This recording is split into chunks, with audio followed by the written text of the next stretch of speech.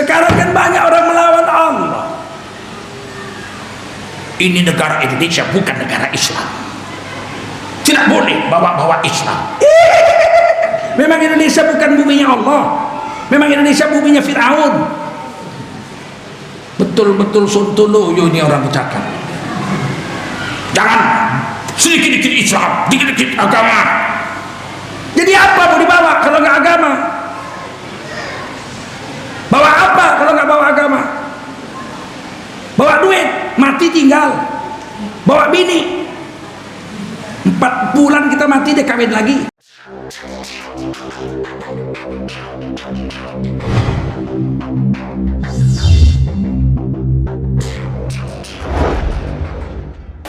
Assalamualaikum warahmatullahi wabarakatuh.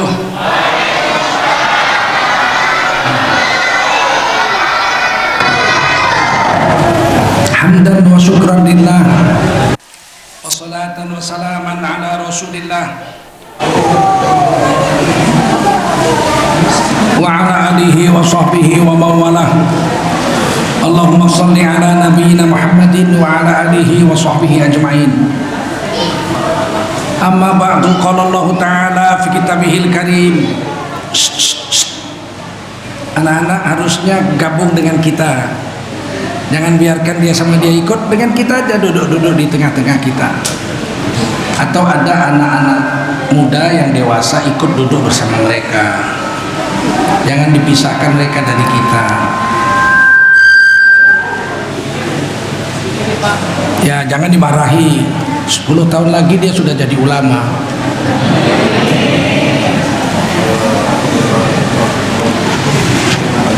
Hamdan wa syukran lillah, wa salatan wa salaman ala rasulillah wa ala alihi wa sahbihi wa mawalah. Allahumma salli ala sayyidina Muhammadin wa ala alihi wa sahbihi ajma'in. Amma ba'du, qala Allah Ta'ala fi kitabihil karim. A'udzu billahi minasy syaithanir rajim. Bismillahirrahmanirrahim. Qul innani hadani rabbi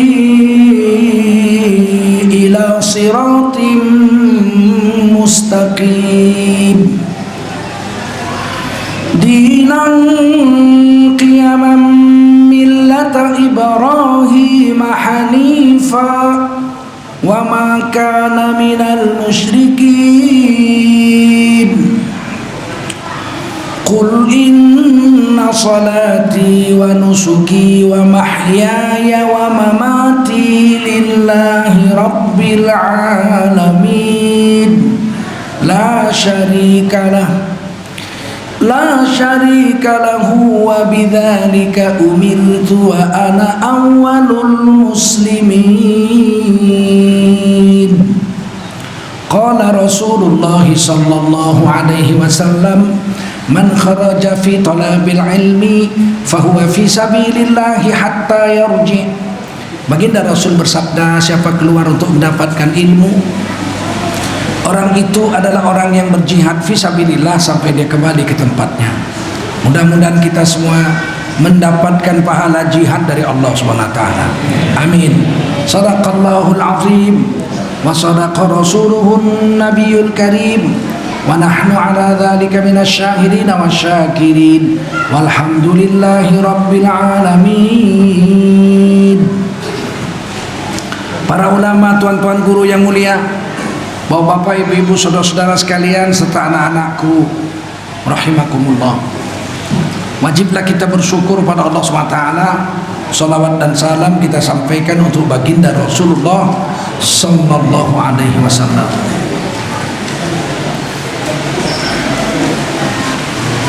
Dari 7,6 miliar penduduk dunia sekarang ini,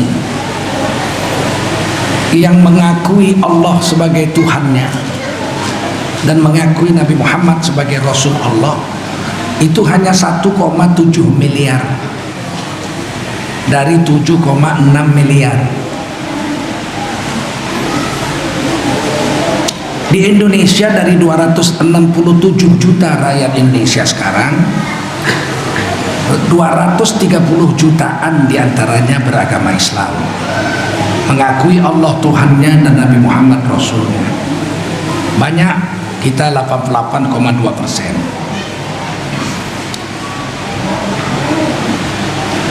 Dan pengakuan Allah sebagai Tuhan, Nabi Muhammad sebagai Rasul, itu menyebabkan kita disebut orang beriman, mukmin. Dan kalau kita orang beriman, nanti kalau kita mati di akhirat, kita berhak berdiri di timbangan amal. Jadi tiket agar kita punya hak berdiri di timbangan amal di hari kiamat adalah dengan mempersaksikan Allah sebagai satu-satunya sesembahan dan mempersaksikan adalah Rasulullah utusan Allah Muhammad SAW. Mati kita berhak berdiri di timbangan amal. Kalau kita nggak mengakui Allah sebagai satu-satunya Tuhan sesembahan dan tidak mengakui Nabi Muhammad sebagai Rasul Allah, maka kita disebut kafir. Apapun ceritanya, walaupun sekarang orang bilang jangan mengkafir-kafirkan orang, yang mengkafirkan mereka bukan kita, bukan saya, bukan Teguh Zulkarnain. Yang mengatakan mereka kafir Allah Subhanahu wa ta'ala, bukan kita.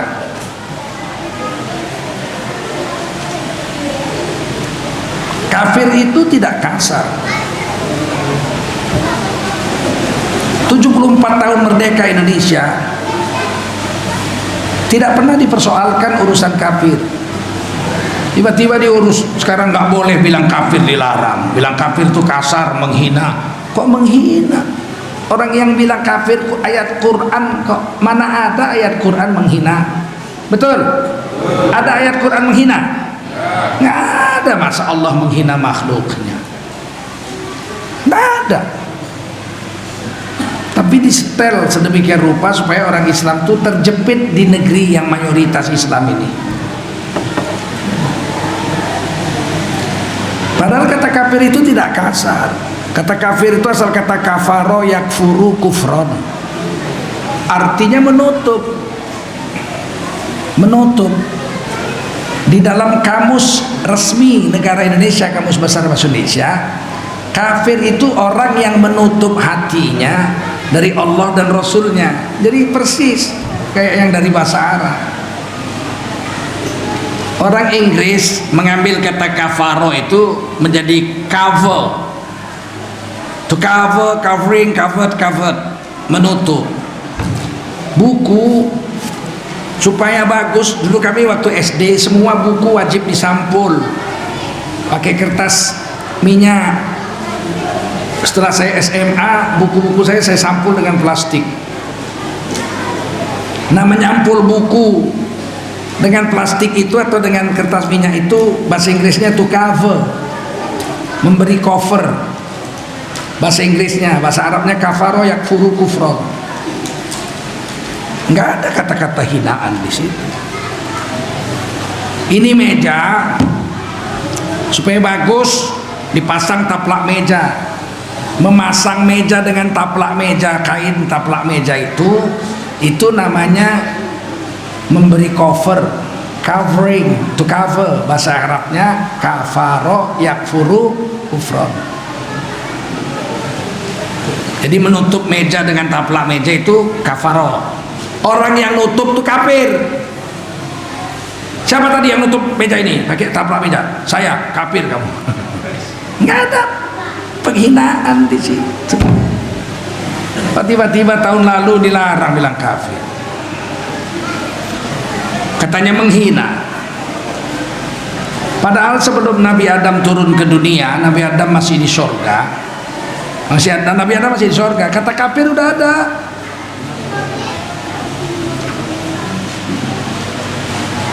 Wa idh qulna lil malaikati isjudu li Adam fasajadu.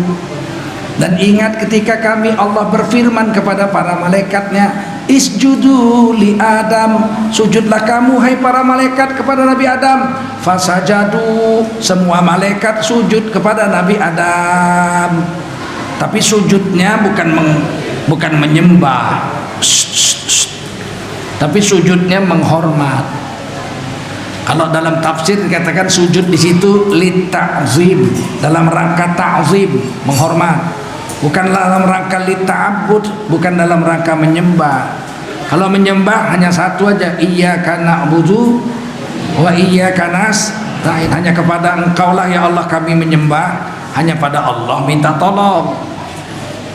Nggak mungkin Allah memerintahkan malaikat sujud menyembah Nabi Adam, nggak mungkin. Berarti sujudnya li ta'zim, menghormat. Fasajadu, semua malaikat sujud hormat sama Nabi Adam. Illa iblis, kecuali iblis.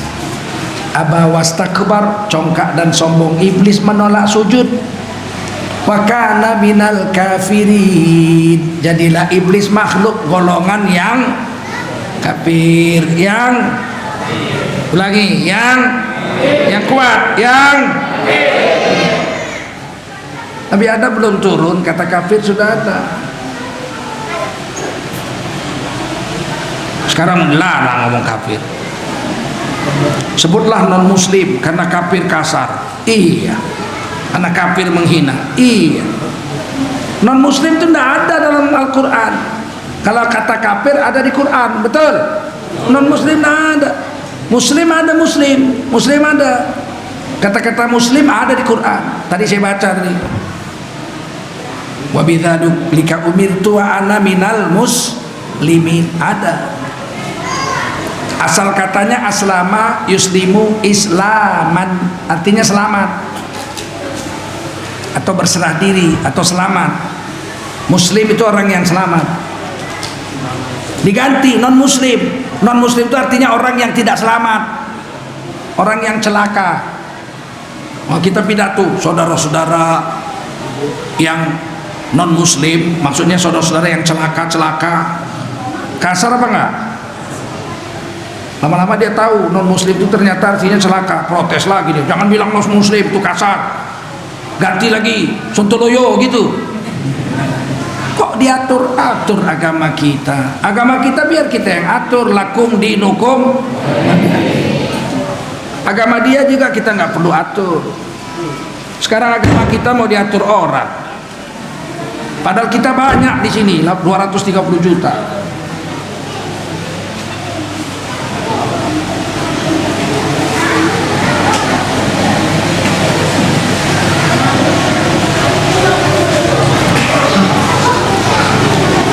Alhamdulillah, dari 267 juta penduduk Indonesia yang Islam itu, yang mengucap syahadat, mengakui Allah Tuhan sesembahannya, Nabi Muhammad Rasul utusan Allah, 230 juta. Dan alhamdulillah kita salah satu di antara yang 230 juta. Alhamdulillah. Jangan murtad sampai mati. Jangan murtad sampai mati. Sekarang ini penduduk Indonesia yang murtad 75 tahun merdeka itu 2,8%. Waktu Indonesia merdeka, orang Islam di Indonesia 90%. Pemilu terakhir orang Islam tinggal 88,2%. Artinya ada yang murtad keluar dari Islam 2,8%. Sedikitnya itu 2,8% dari 267 juta itu lebih 10 juta yang murtad, tahu. 10 juta kok sedikit. Pekanbaru ini aja, kota Pekanbaru penduduknya cuma 1,1 juta. Kalau 10 juta yang murtad kan 10 kali kota Pekanbaru ini yang murtad. Sedikit apa banyak tuh? Jangan main-main.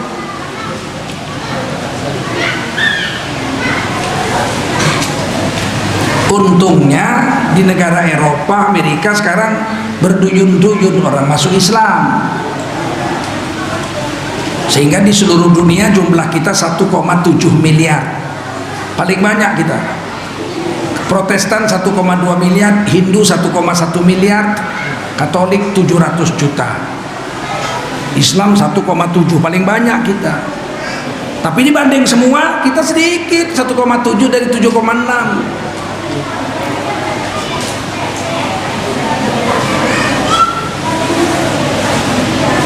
Harga iman itu nggak bisa dibayar dengan alam semesta. Karena alam semesta ini satu hari akan ditiup sangkakala oleh malaikat Israfil atas perintah Allah. Hancur lebur seluruh alam semesta ini, tidak berbekas. Bumi hilang tanpa bekas. Bintang-bintang, bulan, matahari habis, semua hilang tanpa bekas. Musnah. Iman yang kita miliki itu kekal sampai akhirat. Sekarang saya tanya, mana lebih berharga, alam semesta atau iman? Iman nggak pernah hilang. Dan itu ditulis di hadis Sahih Muslim. Rasulullah bersabda, la taqumus sa'ah hatta la yabqa ala wajhil ardi man yaqulu Allahu Allah. Tidak akan datang hari kiamat selagi masih ada satu orang beriman yang mengucapkan dengan lidahnya Allah, Allah, Allah, Allah, ya Allah, ya Allah. Kiamat nggak datang. Begitu menghargainya Allah dengan satu orang beriman. Nggak mau Allah mengkiamatkan dunia kalau masih ada satu orang di dunia ini yang mengucapkan ya Allah, ya Allah. Itu harga orang beriman di sisi Allah. Dalam hadis lain riwayat Muslim juga Rasulullah bersabda, la taqumus sa'ah illa ala syirarin nas. Ini kiamat tidak akan datang, kata Nabi, kecuali hanya menimpa manusia-manusia kafir dan bejat saja. Maka ketika ada orang mengatakan kiamat sebentar lagi, paling 34 tahun lagi, saya menolak. Tidak mungkin, karena orang Islam di dunia ini masih 1,7 miliar, sedangkan kiamat datang hanya menimpa orang-orang kafir saja.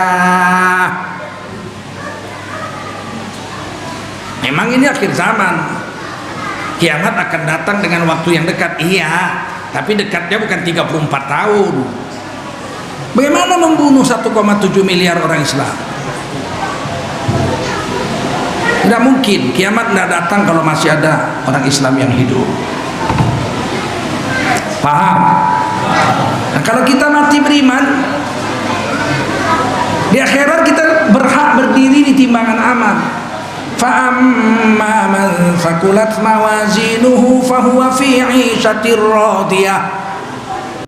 Barang siapa di hari kiamat ditimbang amalnya di antara orang beriman, lebih banyak perbuatan pahalanya daripada dosanya, maka orang itu setelah ditimbang masuk surga. Pahalanya 1000, dosanya 9000. Pahalanya 1000, dosanya 999. Masuk mana? Surga. Hampir aja, hampir. Ibu-ibu anak perempuannya dipegang, bukan dimarahi, bukan dipegang. Wa amma man khaffat mawazinuhu fa ummuhu hawiyah wa ma adraka ma hiya narun hamiyah. Akan tetapi kalau di hasil timbangan orang beriman itu lebih banyak dosanya daripada pahalanya.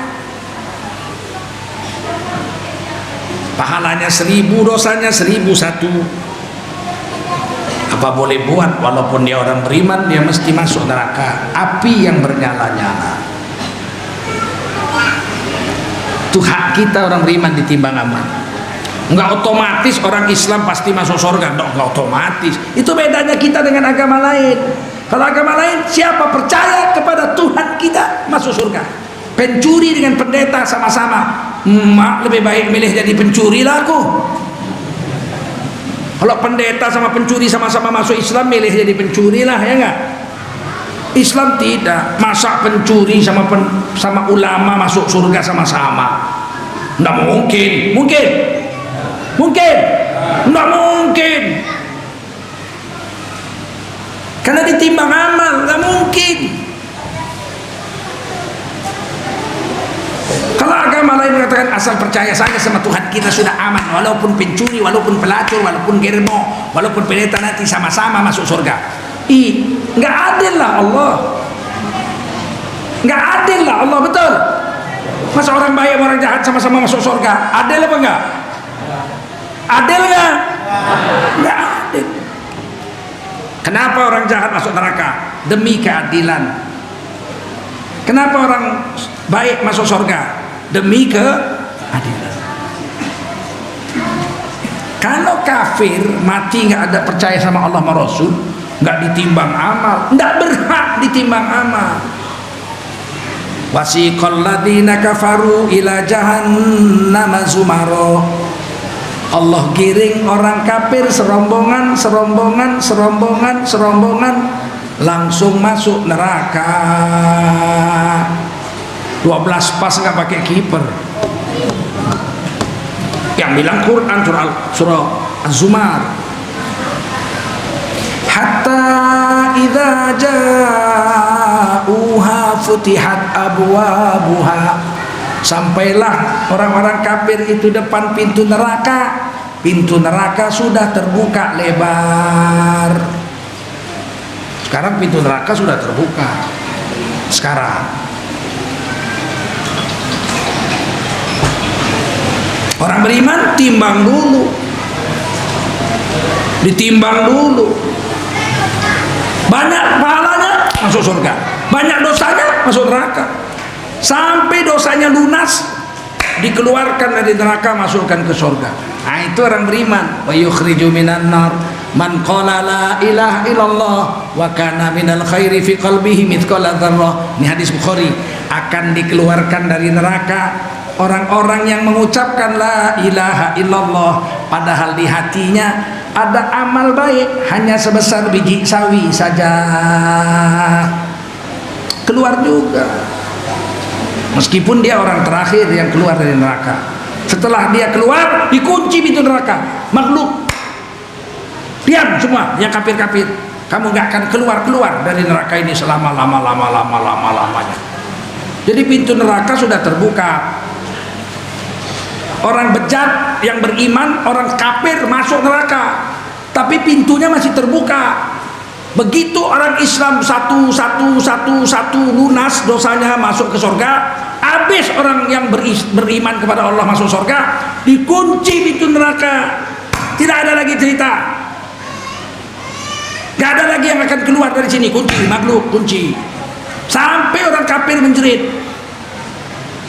Wa yaqulul kafir ya laitani kuntu turaba.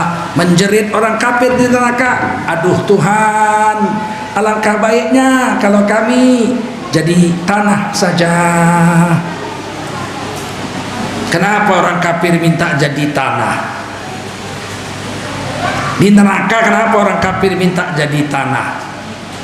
Dijelaskan dalam kitab tafsir. Ketika di padang mahsyar orang manusia dikumpul, binatang pun dikumpul juga. Allah mengadili binatang dengan binatang. Alaihissallahu bi ahkamil hakimin. Tidak ada hakim seadil Allah. Di dalam kitab Riyadhus Shalihin diceritakan hadis kambing hitam dengan kambing putih. Ditanduk kambing hitam, kambing putih. Duk. Kambing putih nggak berani membalas karena tanduknya pendek, badannya kecil. Kambing hitam badannya besar, tanduknya panjang. Kesakitan kambing putih ditanduk kambing hitam di dunia. Hari kiamat Allah hadirkan dua kambing. Kambing putih dibesarkan, dipasang panjang tanduknya. Kambing hitam yang besar dikecilkan, dicabut tanduknya. Kata Allah, tanduklah kambing hitam sebagaimana dia dulu menanduk kamu waktu di dunia. Maka ditanduk kambing putih, kambing hitam, sebagaimana dia dulu sakit waktu di dunia. Setelah lunas, dua-duanya dijadikan tanah oleh Allah. Kafir-kafir lihat, oh binatang jadi tanah. Di dunia ular makan kodok, di sana kodok makan ular. Setelah terjadi, dua-dua jadi tanah. Oh, kata kafir, binatang jadi tanah. Setelah selesai pengadilan binatang, manusia yang kafir digiring masuk neraka. Wasiqal ladzina kafaru ila jahannam zumara. Orang kafir digiring masuk neraka serombongan. Tiba-tiba orang Islam yang bejat-bejat, yang kalah di timbangan amal masuk neraka juga. Setelah keluar satu, habis orang beriman yang durhaka masuk surga, ditutup pintu neraka. Berat, diam, gak ada lagi harapan kau keluar. Menjerit orang tua. Wa yaqulul kafir ya laitani kuntu turaba. Aduh Tuhan, andai katalah kami jadi binatang, kemudian dijadikan tanah, nggak masuk neraka, lebih baiklah kami macam binatang itu daripada jadi kafir. Begitu maksud ayat ini. Ini ya laitani, ini kalimatnya kata orang Arab bilang litamanni. Kalimat angan-angan yang nggak mungkin terjadi. Orang kafir itu berangan-angan, andailah kami jadi binatang, jadi tanah, nggak masuk neraka. Aduh, lebih baiklah daripada jadi kafir masuk neraka selama lamanya. Tapi itu litamani, hanya angan-angan, nggak terjadi itu. Kalau orang Inggris mengatakan kalimatnya ini conditional sentence. Conditional sentence. Kalimat andai-andai. If only I were a president, I would have elected you as my minister. Seandainya aku jadi presiden, kau sudah kuangkat jadi menteri. Kira-kira diangkat nggak jadi menteri? Diangkat nggak? If only I were a president, seandainya aku jadi presiden, I have elected you as my minister. Kau sudah kuangkat jadi menteriku. Jadi presiden nggak dia? Diangkat nggak jadi menteri? Jadi RT aja dia enggak, macam mana mau ngangkat kau jadi menteri? Itu andai-andai. Conditional sentence, hanya kalimat angan-angan. Nanti aja Pak, nanti aja. Stop. Paham ya? Sudah dua ya, kafir masuk neraka 12 pas, nggak pakai kiper. Kalau beriman berhak ditimbang di timbangan amal. Ajaibnya, kalau kita berbuat baik 1 dibayar 10. Man jaa bil hasanati falahu asyru amsalha. Siapa datang kepada Allah melakukan 1 perbuatan baik, maka orang itu dibayar dengan 10 pahala. Masya Allah. Senyum 10 pahala. Senyum 10 pahala. Dalam hadis Sahih Muslim, Rasulullah bersabda, la tahqiranna minal ma'rufi syai'an walau an talqa akhaka biwajhin talqin. Jangan kau anggap enteng, jangan anggap remeh dengan 1 amalan baik, walau hanya sebuah senyuman yang kau berikan kepada kawanmu. Jumpa kawan senyum, 10 pahala. Bayangkan kalau 1 hari 1000 kali senyum, 10.000 pahala. Jangan-jangan masuk surga gara-gara senyum aja. Jangan anggap enteng, kata Nabi, dengan amalan seperti itu.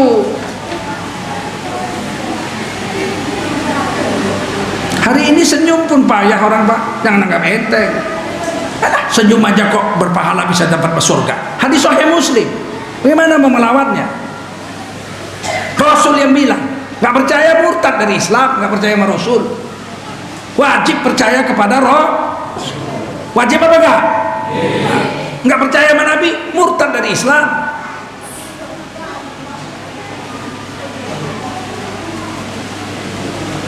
Ternyata sekarang payah orang senyum.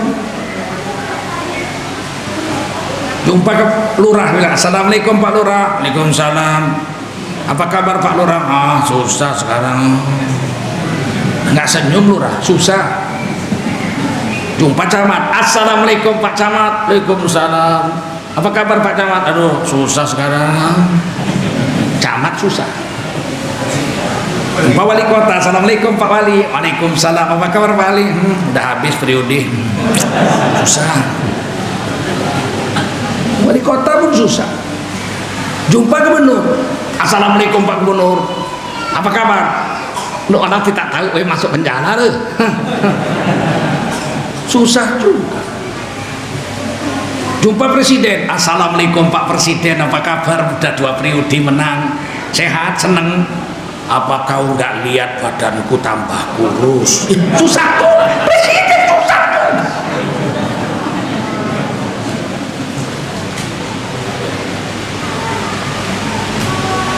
Hari ini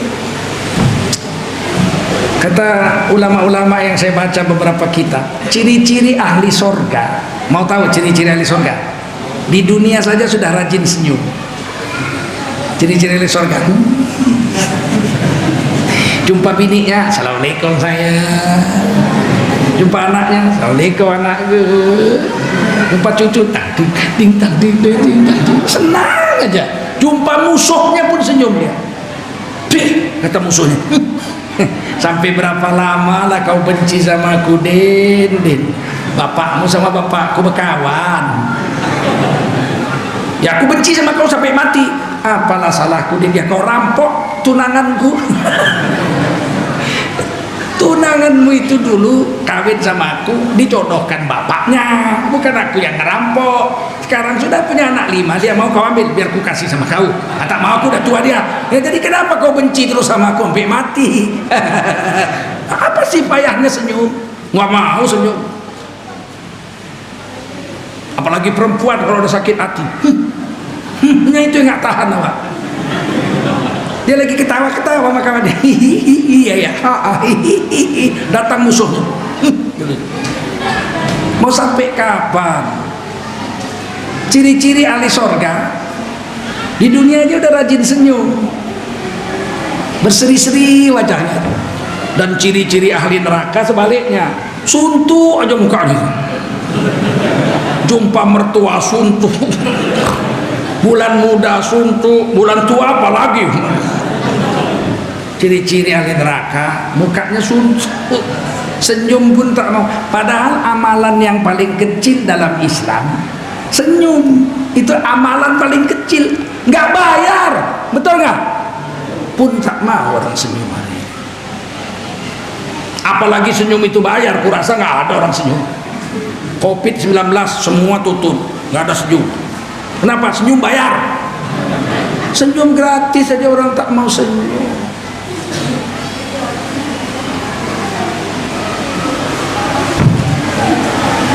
Kalau kita berbuat dosa, orang beriman, 1 dibayar 1, itulah baiknya Allah.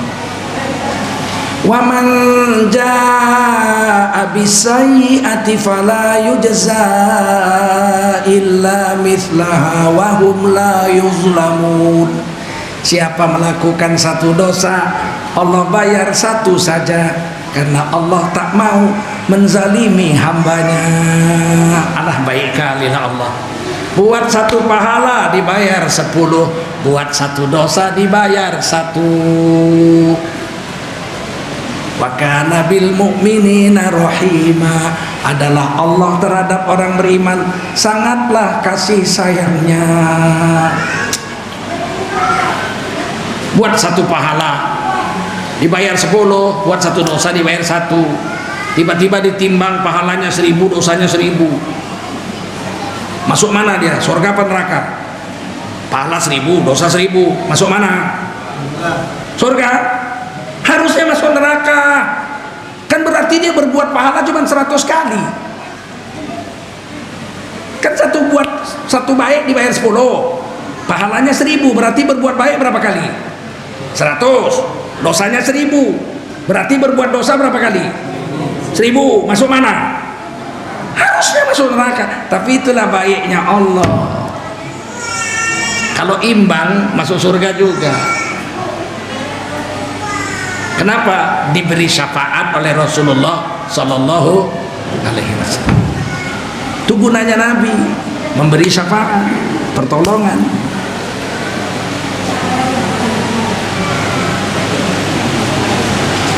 Berbuat baik dibayar 10, berbuat jahat dibayar 1. Dan ada ayat lain lagi, innal hasanati yudhibnas sayyiat. Sesungguhnya perbuatan yang baik, hasanah, menutupi dosa-dosa. Udahlah 1 dibayar 10, 1 dosa bayar 1. Perbuatan baik itu menutupi dosa-dosa. Tamhuha, menghapus dosa. Contoh nih, ada satu orang pelihara mangga, nanam mangga di depan rumahnya.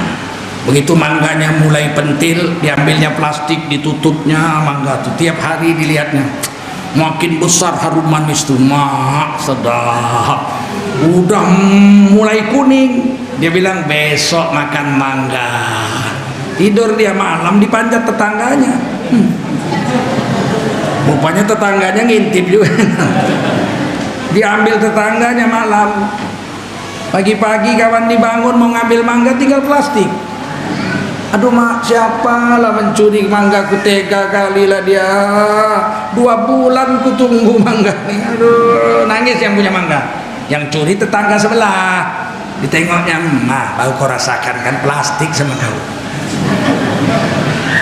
Simpannya di kulkas. Besok malamnya diambilnya, dikupasnya. Mangga tadi harum manis tadi, dikupasnya. Malaikat lihat aja. Malaikat 2, kiroman katibin. Malaikat yang nulis dosa katibin namanya, rokib atid. Ditengok sama malaikat katibin. Kau curi tetangga kawanmu ya. Kupas, kau kupas ya. Belum dicatat, baru dilihat. Dipotong-potongnya mangga tadi, dilihat sama malaikat. Potong-potong. Pas mau dimakannya, teringat dia, ini mangga tetangga. Tiba-tiba didengar dia tetangganya nangis. Kenapa kau nangis? Kata lakinya. Mangga ku hilang bang. Capek kali aku manjatnya bang. Kubungkus plastik hilang pula. Siapa yang mencuri? Ya Allah, mudah-mudahan anaknya gak laku kawin nanti yang mencuri itu. Takut kawan nih. Diambilnya lah 1 piring mangga tadi. Tok tok tok tok tok. Assalamualaikum. Waalaikumsalam. Buka gitu. Ada apa? Begini bu, saya mau membantu ibu.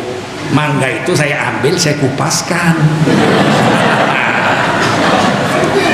Ini mangganya. Maafkan saya tidak mencuri, cuman bantu ngupaskan aja kok.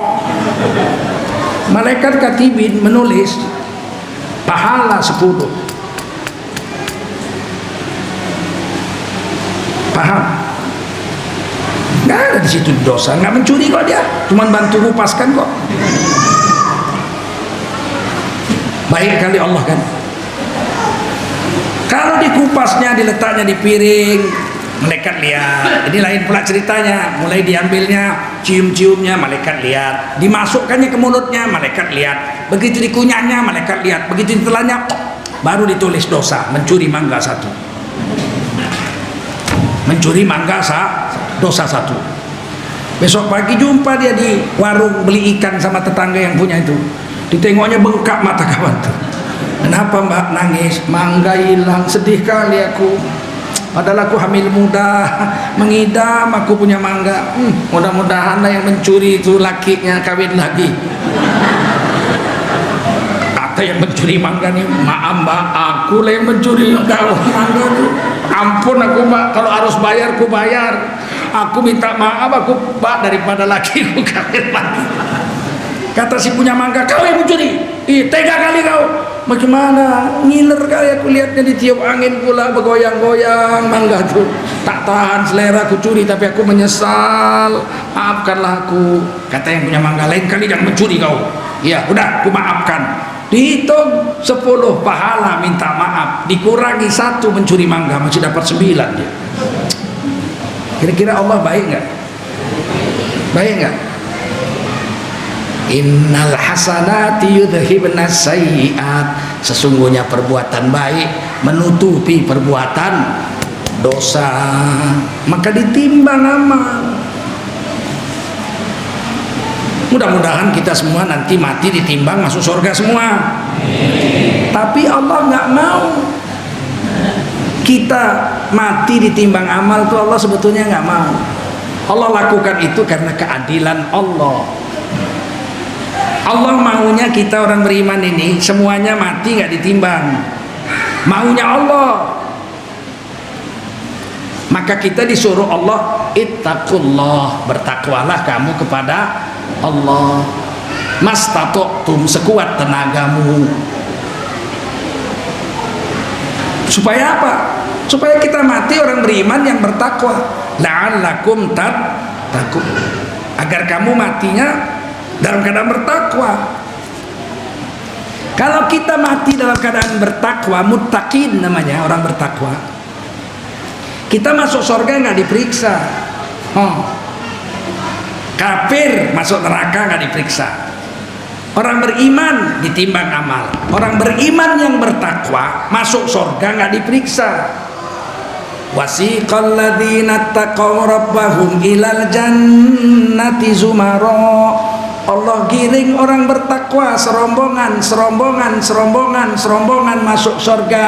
Hatta idza ja'uha wa futihat abwabuha, sampailah mereka di depan pintu surga, barulah pintu surga dibukakan untuk mereka. Bedanya surga dengan neraka, pintu neraka sudah terbuka, futihat abwabuha, sedangkan pintu surga masih dikunci, wa futihat abwabuha. Kalau penduduk surga sudah sampai depan pintu surga, barulah pintu surga dibuka.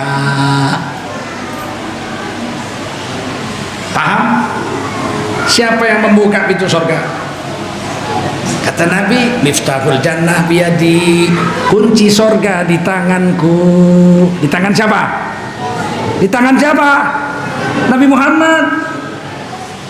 Tidak boleh siapapun masuk surga sebelum Nabi Muhammad masuk surga. Kunci di tangan beliau. Nabi Musa belum masuk, Nabi Adam belum masuk, Nabi Isa belum masuk. Yang nomor satu masuk surga adalah baginda Rasulullah Muhammad sallallahu alaihi wasallam, Habibullah, kekasih Allah. Wa ma'iyya bisab'ina alaf min ummati yaumal qiyamah, dan bersamaku masuk surga satu rombongan dengan aku, kata Rasulullah. Jadi Rasulullah nggak sendiri masuk surga, kan zumaro, serombongan.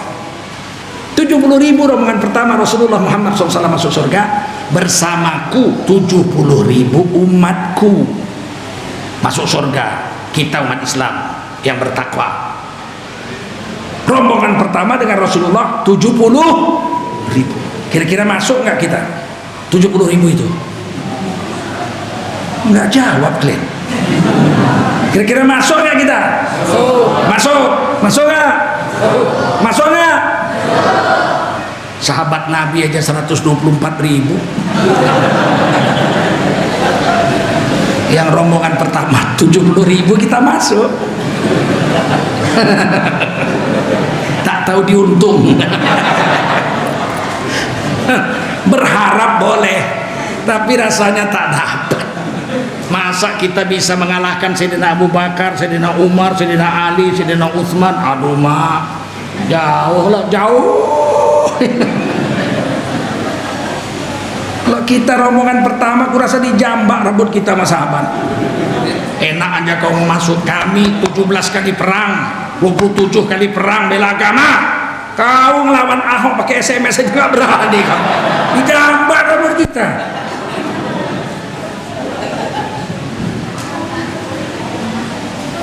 Tapi kan rombongannya bukan satu. Lagi 70.000, 70.000 lagi, 70.000 lagi, 70.000 lagi, 70.000 lagi orang bertakwa. Kalau kita orang bertakwa, biarlah rombongan terakhir. Tapi rombongan orang bertakwa tak apalah terakhir, yang paling terakhir tak apalah. Tapi tidak ditimbang amal. Enak nggak? Kenapa orang bertakwa nggak ditimbang amal?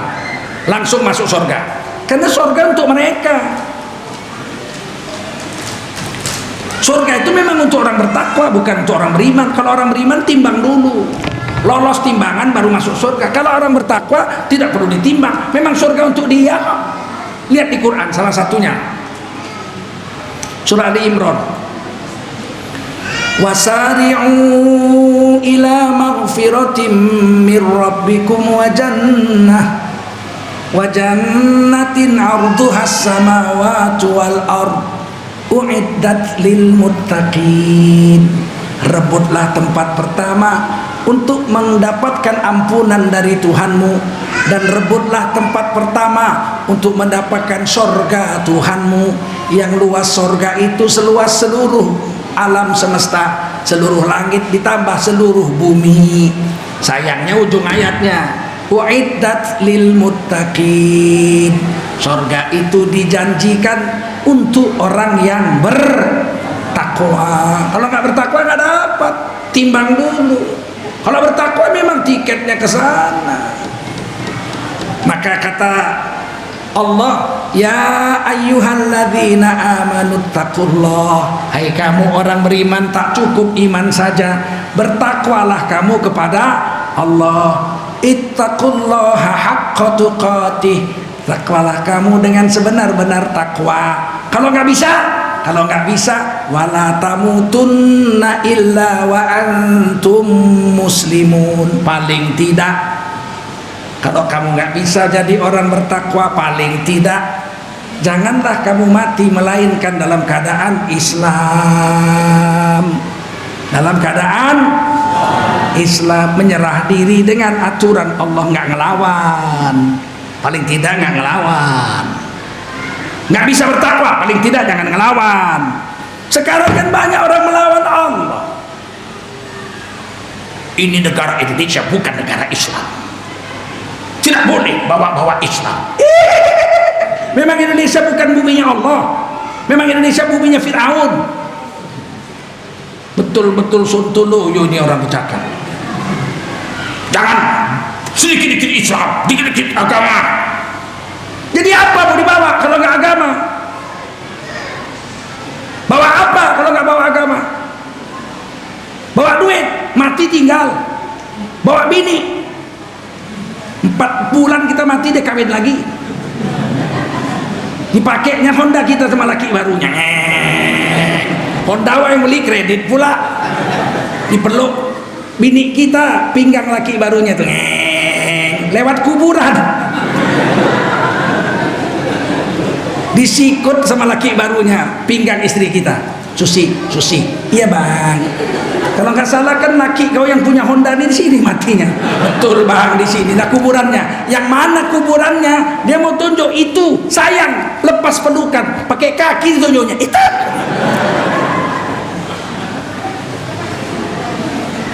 Yang dibawa menghadap Allah hanya hanya agama dibawa menghadap Allah.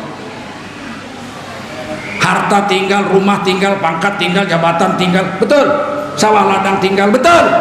Istri anak tinggal. Nggak ada istri mau ikut dikubur.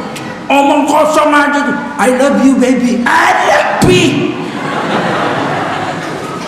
Aku cinta kepadamu, setia sehidup semati. Omong kosong. Hidup oke lah, mati mana ada. Mau ibu? Suami ibu mati, mau ibu diikut dikubur hidup-hidup, mau? Jawab kuat, mau? Apalagi kami, maaflah dulu.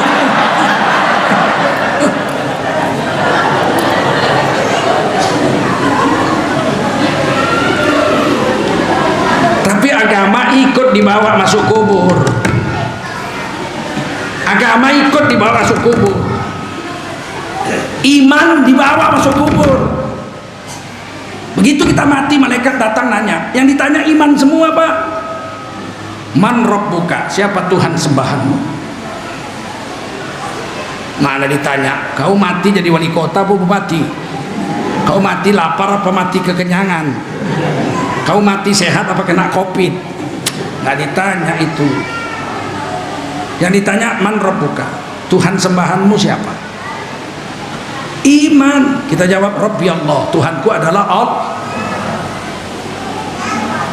Nggak ada yang lain. Pertanyaan kedua,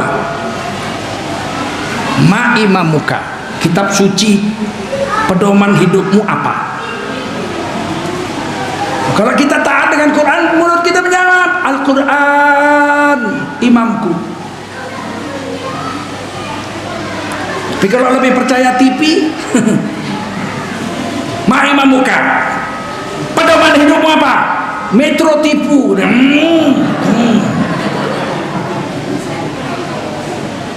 Itu ditanya Pak, dikubur ditanya Pak, rukun iman ditanya dikubur. Siapa Tuhanmu? Allah. Kitab sucimu apa? Quran. Ditanya dikubur. Rukun iman, man nabiyuka, pertanyaan ketiga. Siapa nabimu? Siapa nabi kita? Siapa nabi kita? Muhammad Rasulullah sallallahu alaihi wasallam. Ditanya. Maka hidupkan sunnah Nabi. Kenapa Tengku Zulkarnain pakai serban, pakai jenggot, pakai jubah, pakai cincin? Ini sunnah Nabi semua. Emang Nabi pernah pakai jas? Pernah? Nabi pakai jas pernah? Pakai batik?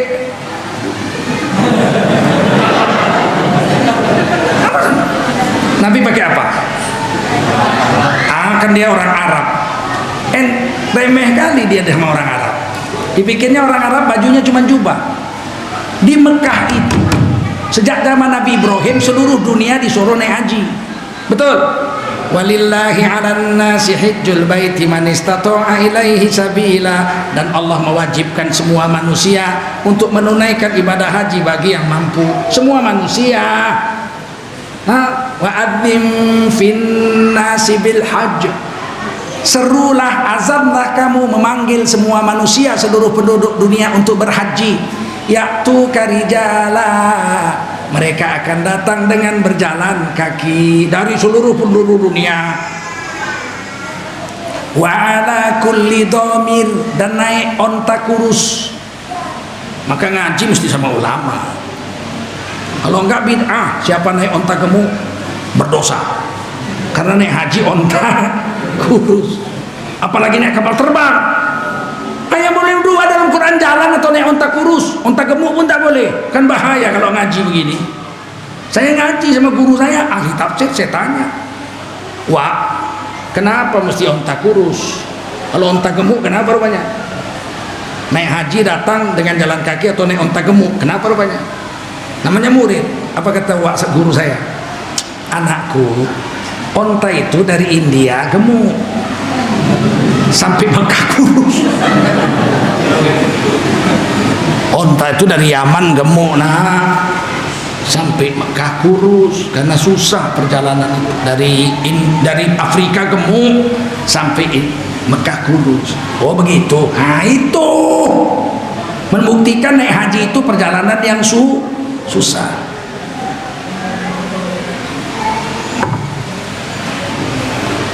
Yatina min kulli fajjin amik. Manusia dari seluruh penjuru dunia akan datang berduyun-duyun naik haji. Sejak zaman Nabi Ibrahim. Paham? Paham? Kalau begitu orang Afrika naik haji pakai baju apa? Tentu pakai baju Afrika. Setuju? Orang Afrika datang naik haji ke Mekah pakai baju apa? Pakai baju Afrika lah. Kok ragu-ragu sih kalian jawabnya? Orang India naik haji, salah satunya Guru Nanak. Guru Nanak itu ulama besar India sebelum Nabi Muhammad lahir. Dia naik haji 4 kali dari India ke Mekah. Kemudian dia membuat agama, namanya agama Sikh. Agama apa? Sikh. Pakai serban tapi nggak ada buntutnya. Jadi kalau pakai serban kalian harus ada ekornya, 1 atau 2. Ekornya paling pendek segenggam, paling panjang sehasta. Jangan 2 meter ekornya. Kalau nggak ada ekornya, ya tukang susu itulah Sikh. Orang Sikh, Guru Nanak dan murid-muridnya naik haji dari India ke Mekah. Saya tanya, pakai baju apa dia? Dari India ke Mekah pakai baju apa? Pastilah pakai baju India, betul? Seandainya ada orang Jawa waktu itu naik haji, andainya datanglah dari Jawa, kira-kira pakai baju apa? Pastilah pakai baju Jawa. Kalau ada orang Melayu waktu itu naik haji, saya yakin ada. Yakin saya ada orang haji zaman Nabi Ibrahim naik haji dari sini, dari tanah Nusantara ini, dari tanah Melayu ini, ada. Karena istri Nabi Ibrahim yang ketiga itu orang sini, Kontura namanya. Nggak mungkin dong rakyat sini nggak ada yang naik haji zaman Nabi Ibrahim. Kalau dia naik haji dari sini pakai baju apa? Teluk belanga lah, ya nggak? Kira-kira masuk akal nggak sama kalian? Aku nggak mendongeng. Ditulis dalam Bidatul Hidayah karangan Imam Ibnu Katsir bahwa Nabi Ibrahim itu istrinya 4. Istri pertamanya Siti Saroh, orang Palestina, orang Syam. Istri keduanya orang Mesir, Kipti, namanya Siti Hajar. Istri ketiganya Kontura, orang Campa. Istri keempatnya Hajun binti Amin. Karena dulu Vietnam itu dulu Campa, sebelum dijajah Cina. Vietnam itu dulu Campa. Raja-rajanya itu di museum ada foto-fotonya dilukis. Basaruddin, Sarifuddin pakai teluk belanga, orang Campa Islam. Istri Nabi Ibrahim itu Kontura, itu salah satu pelabuhan yang ada di Kamboja waktu itu. Sekarang namanya Vietnam, sudah dirampok Cina jadi Vietnam. Orang Campa. Kan mungkin saja anak Nabi Ibrahim naik haji, betul nggak? Anaknya ada 7 atau 6. Yang paling besar namanya Madian. Ini kata Imam Ibnu Katsir, bukan kata Tengku Zulkarnain. Madian tinggal di Jordania, di Syam. Syam itu kan jadi 4 negara sekarang, Libanon, Jordania, Palestina dengan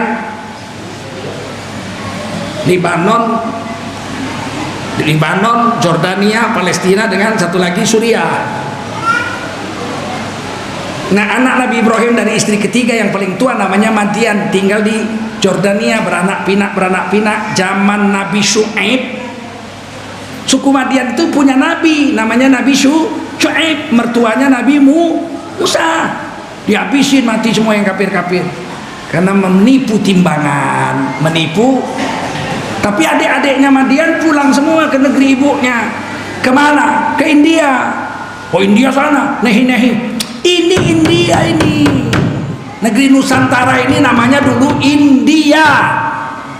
Samudranya disebut Samudra Indian Ocean, Samudra India. Belanda menjajah negeri ini, namanya negeri ini apa namanya? India Belanda. Ini negara India. Nenek moyang kita waktu kecil-kecil, saya ingat tuh nyanyi-nyanyi, nenek moyangku orang Bengali, rambutnya panjang seperti tali, pergi ke ladang mencabut ubi, pulang ke rumah ditanduk sapi.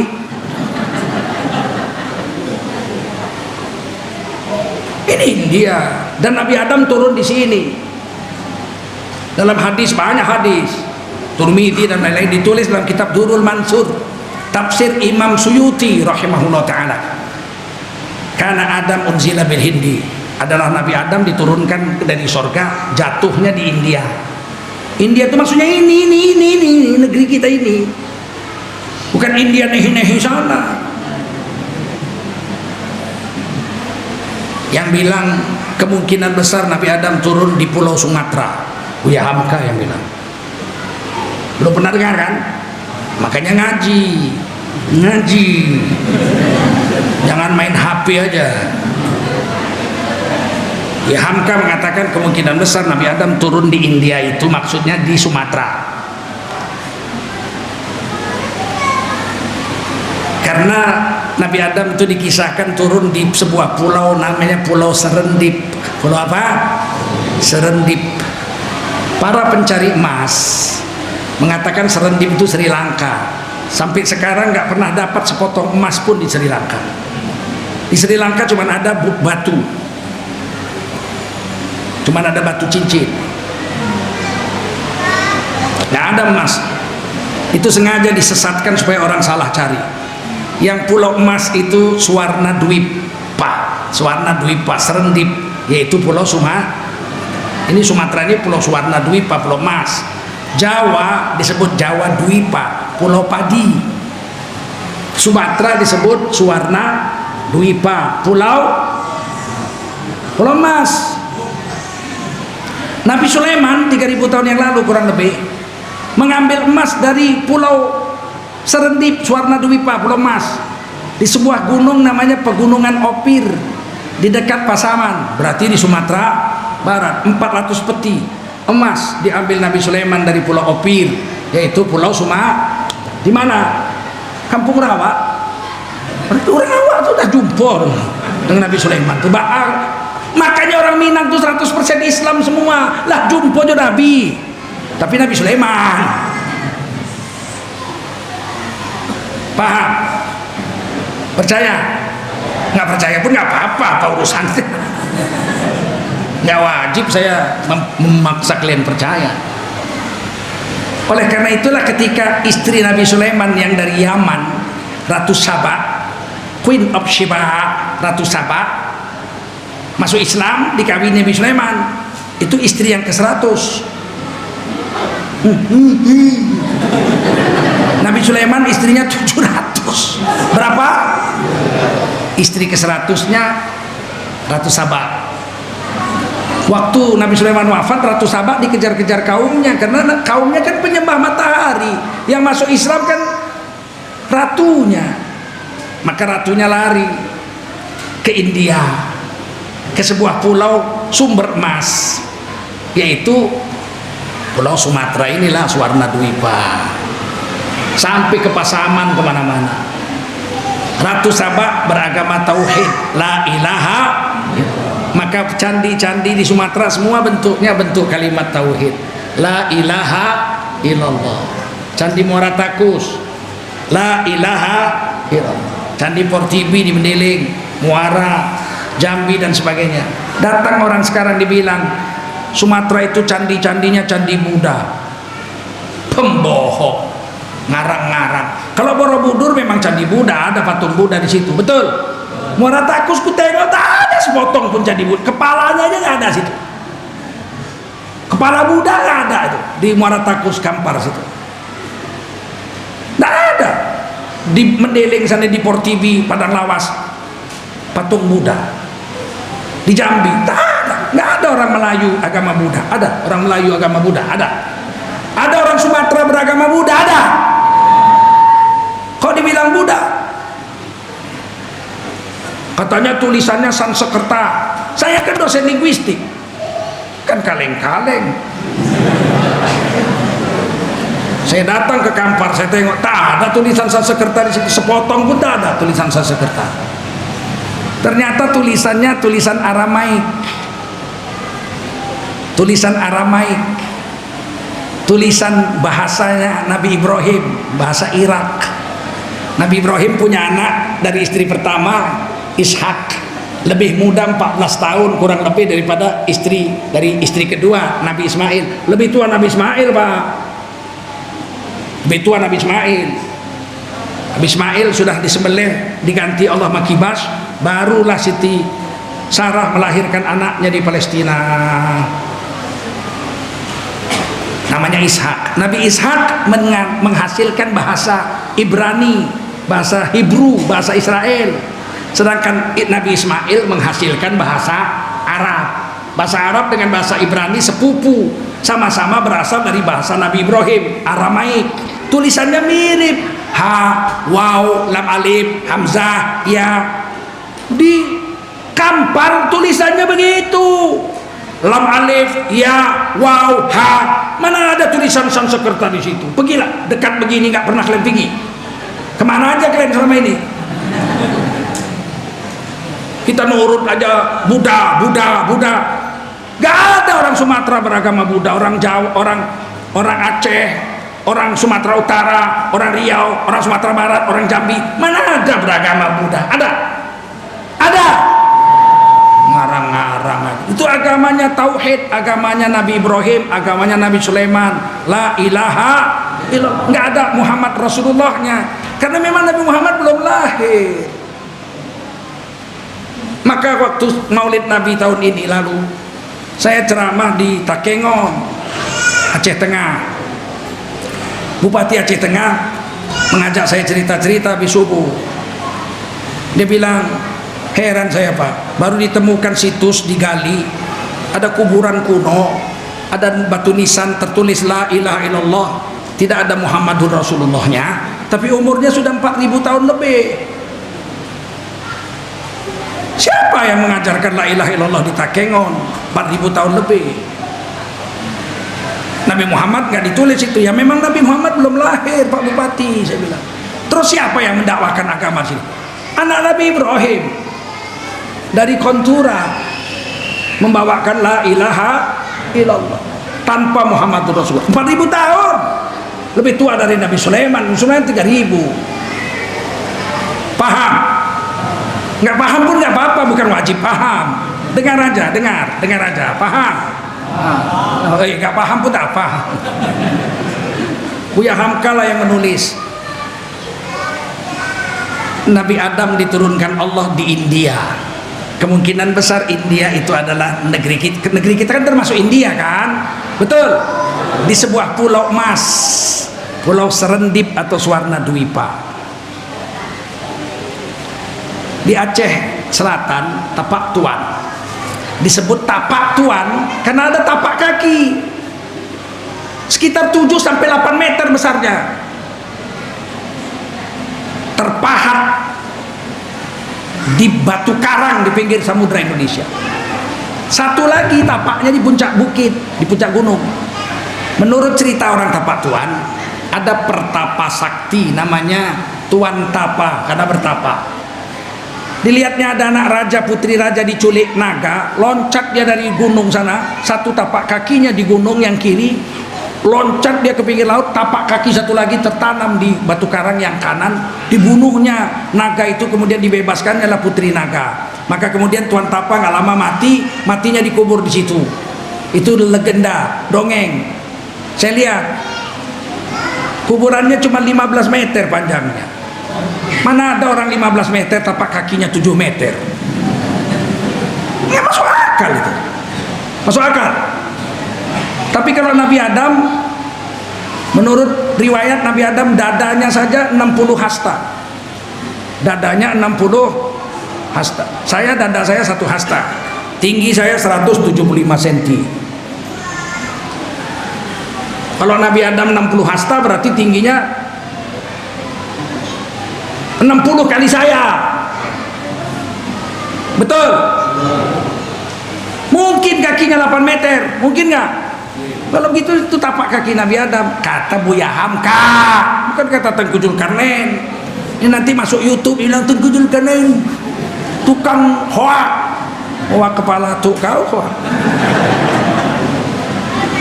Orang kita pakai kitab kok hoak, ya enggak?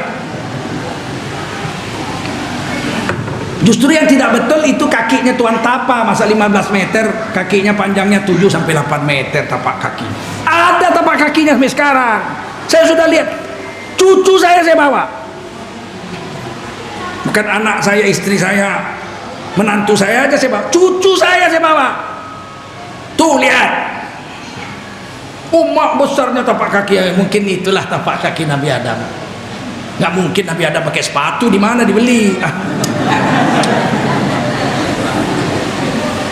Sedangkan Siti Hawa diturunkan di Jeddah. Maka Jeddah itu, Jeddah itu artinya nenek perempuan. Bahasa Arabnya Jiddun nenek laki-laki, Jeddah nenek perempuan. Nabi Adam diturunkan di sini. Jalan kaki lah Nabi Adam mencari istri beliau di Jeddah. Jalan-jalan sampai di Padang Arafah. Tiba-tiba dari jauh dilihat Siti Hawa, ada titik bayangan laki-laki. Tak mungkin ada orang lain waktu itu, kan Joko belum lahir waktu itu. Betul nggak? Mas Joko belum lahir waktu itu. Naiklah Siti Hawa ke sebuah bukit kecil. Sekali angkat aja nih itu. Orang Siti Hawa juga besar kan. Sekali loncat aja, sekali macam batu bata aja lah kalau hitungan kita, ya kan? Naik ke bukit Jabal Rahmah itu, dilihat macam Nabi Adam. Nabi Adam pun lihat, emak macam biniku.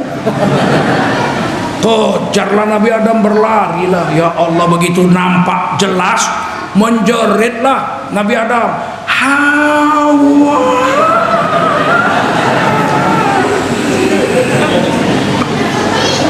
Begitu jumpa dipeluk. Dalam riwayat dikatakan 3 hari 3 malam tak dilepas Nabi Adam. Saking cintanya lah Nabi Adam. Berpisah bertahun-tahun, peluk 3 hari tak dilepas. Saya waktu baru kawin, saya peluk istri saya, lama-lama saya peluk, biar macam Siti Hawa. Baru 5 menit lebih ditepuknya dada saya, bang sesak napas katanya. Nggak bisa juga awak macam Nabi Adam. Kitalah keturunannya, paham? Nah itu, jadi kita ini beruntunglah, Indonesia ini beruntung. Makanya mudah sekali orang Indonesia masuk Islam, berat sekali orang Indonesia masuk agama lain. Berat. Belanda mengkristenkan Sumatera, cuman Tanah Batak aja yang berhasil. Itu pun Toba saja. Mendiling nggak berhasil. Mendiling 100% Islam. Betul? Nggak berhasil. Karena memang kita udah ribuan tahun diajari kalimat tauhid, la ilaha illallah.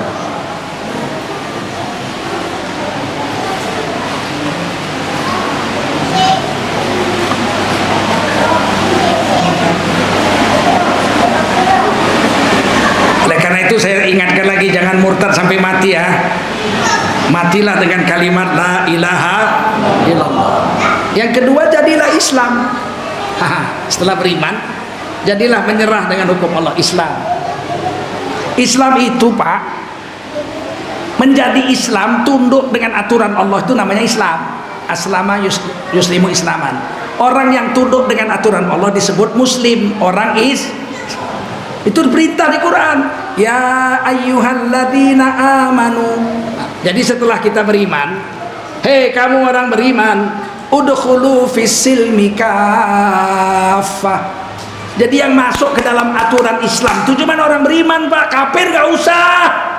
Kafir nggak usah diajak sholat, nggak usah diajak puasa, nggak usah diajak zikir. Ngapain? Ini sekarang segila negeri ini pakai salib, sholawat Nabi, sholatullah, salamullah. Gak hebat itu. Untuk apa kau nyanyikan? Kau gak percaya kok Rasulullah itu utusan Allah. Betul?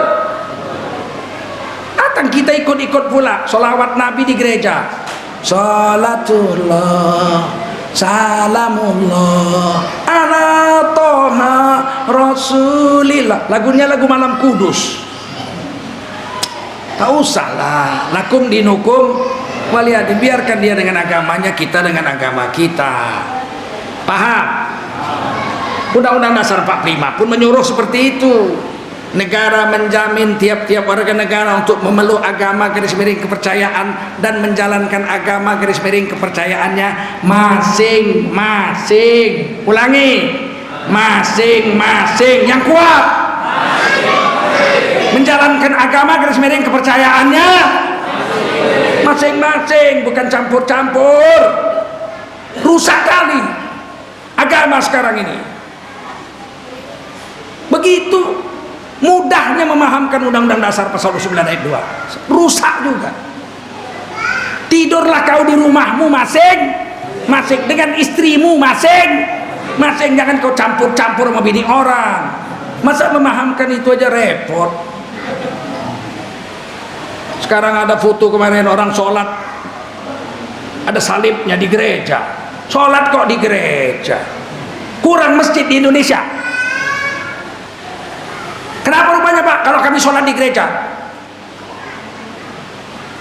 Tak bagus.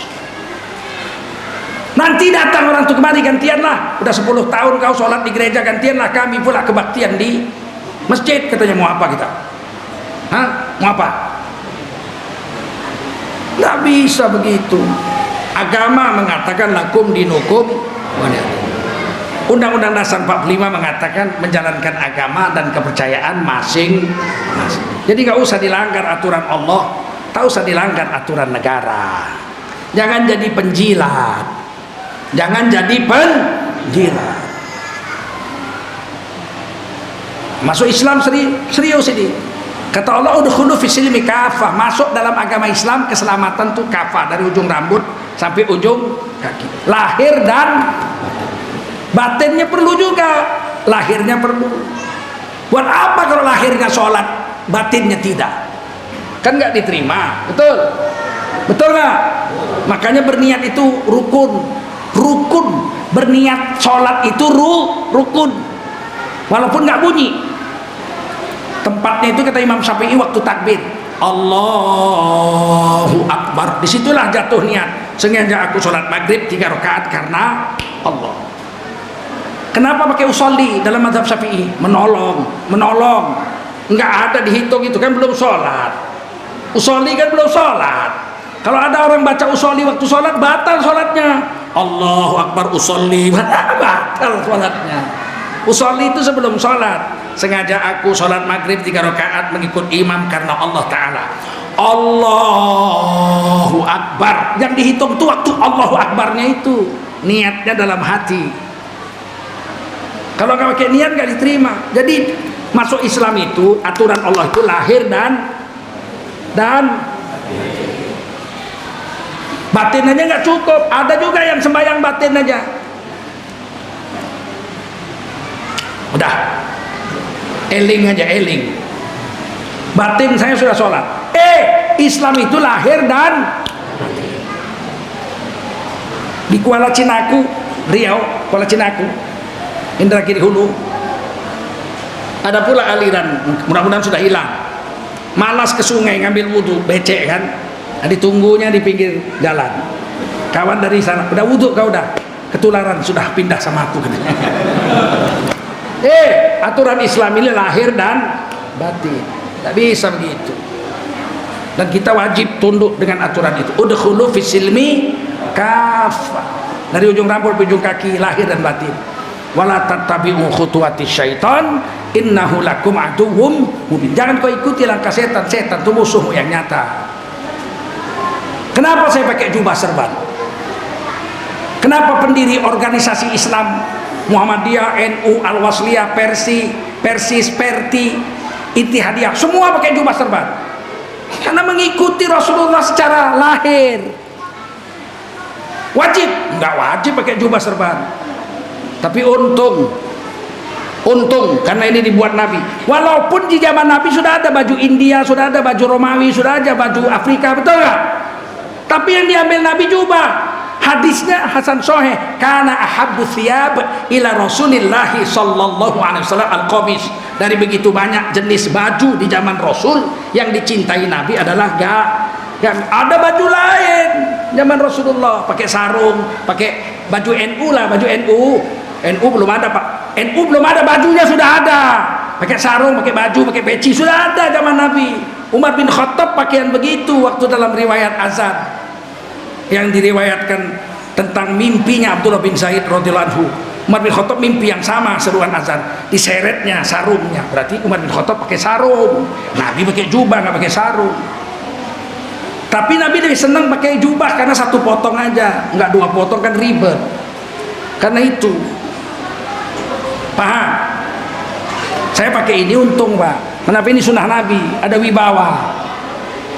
Coba kalau kita pakai jubah serban, malam Ahad pergi ke diskotik jam 1 malam, ke jubah, jenggot, serban, tongkat, cincin, sunnah Nabi. Ucapkan assalamualaikum di depan pintu diskotik tuh, orang lagi gedek di dalam. Kita nggak ganggu Pak, assalamualaikumnya assalamualaikum warahmatullahi wabarakatuh. Kalau nggak loncat satu diskotik tuh. Itulah wibawanya baju sunnah ini, betul.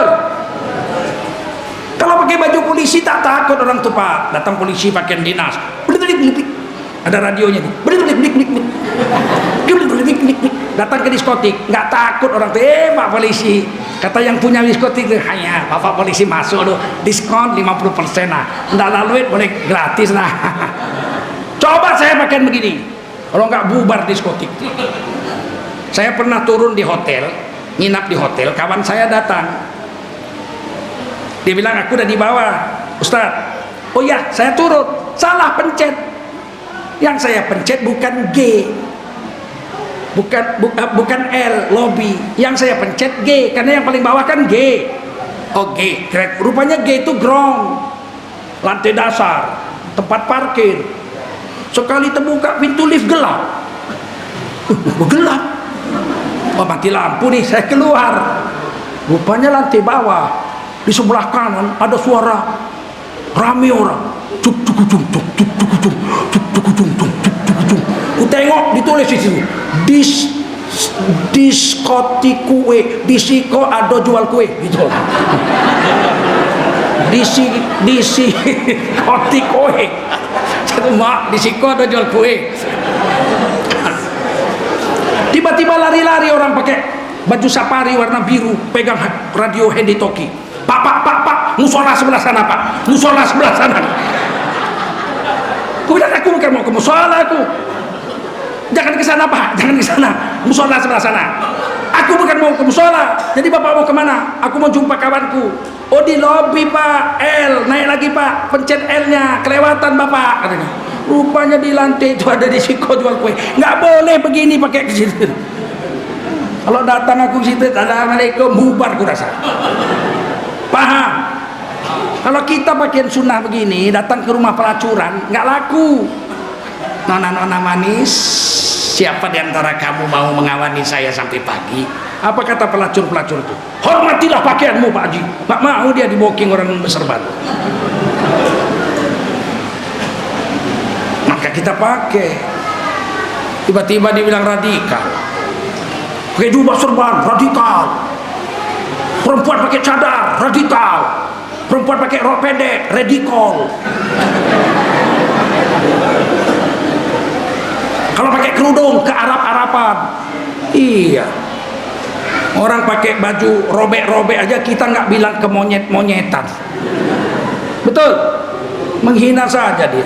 Kita pakai jubah dia bilang ke Arab-Araban. Dia pakai jas nggak kita bilang ke penjajah-penjajahan. Betul? Jadi kenapa dia menghina kita?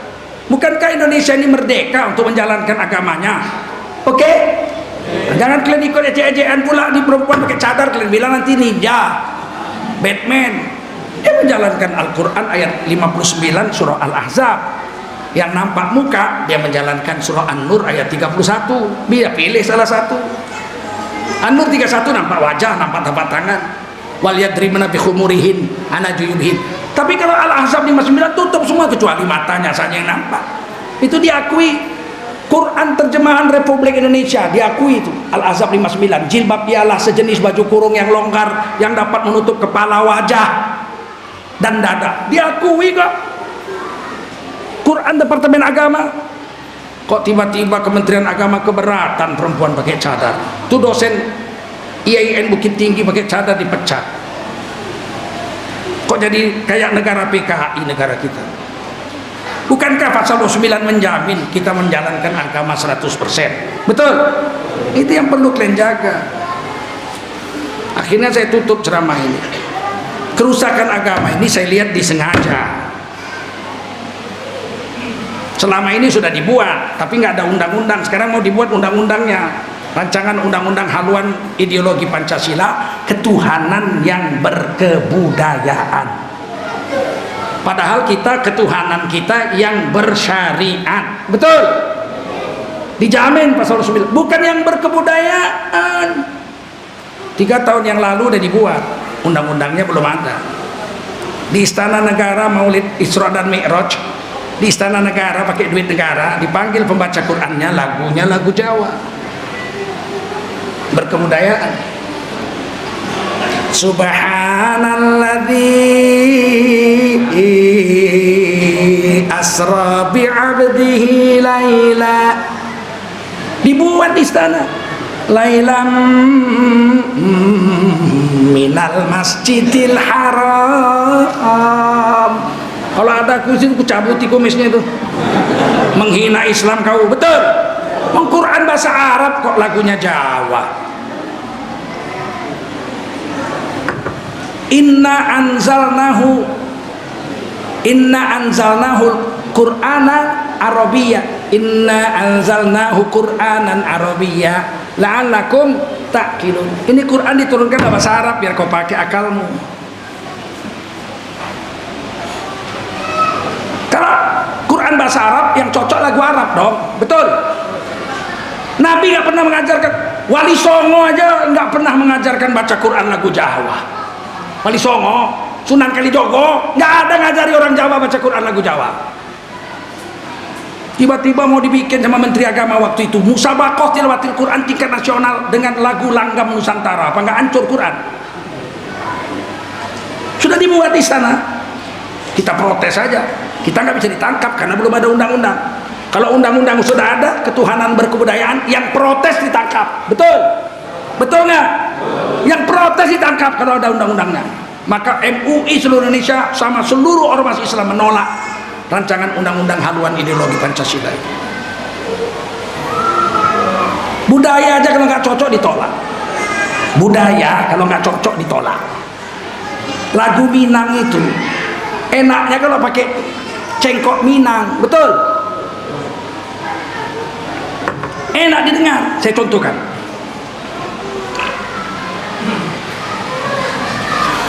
Hujan, jikalau hujan hati dan ibu takkan masuk kisah nan lamu masuk sapa yuang kita badu. Cocok nggak? Coba lagu Minang logat Batak. Hujan kalau kan dilempar batu kau.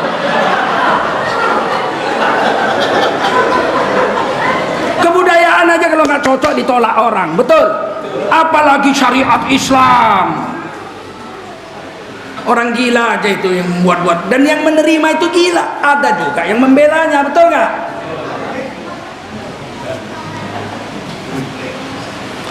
Bahasa Batak dengan bahasa Jawa beda. Bahasa Jawa tuh enaknya kalau pakai dialek Jawa. Mas, napa? Ajeng tempun di Mas. Kula ajeng teng mriku mawon. Oh nggih, monggo mampir teng griyane kula. Oh matur nuwun.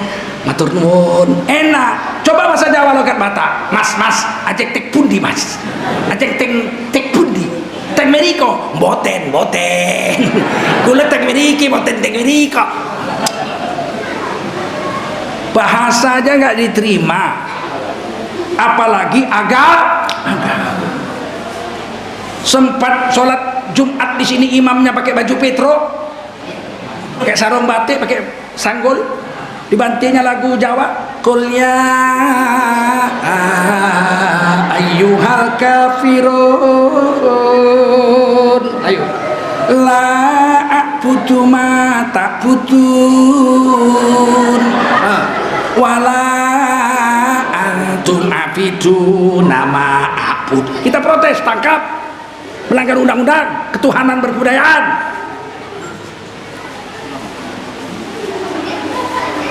Ayo, datang orang Jakarta jadi imam sini, dibantinya lagu Ratapan Anak Tiri.